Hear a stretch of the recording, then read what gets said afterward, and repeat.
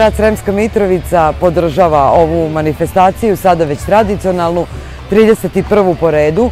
Iako je Bostana bilo više u Šašincima, više nego sada su možda taj primat zauzele neke druge poljoprivredne kulture.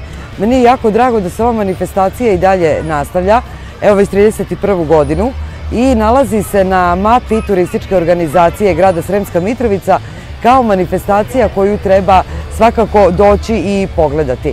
Meni je posebno drago što je danas veoma posećena, a verovatno su toj posećenosti doprineli i mnoga kulturna dešavanja ovde u Šašincima, koje u stvari neguju našu narodnu tradiciju.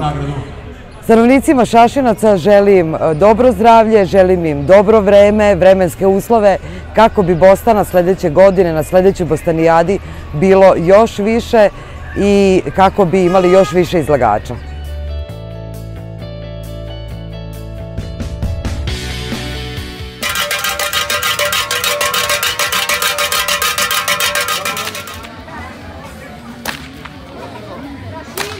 Ališević Jovan, Kuće Švikar.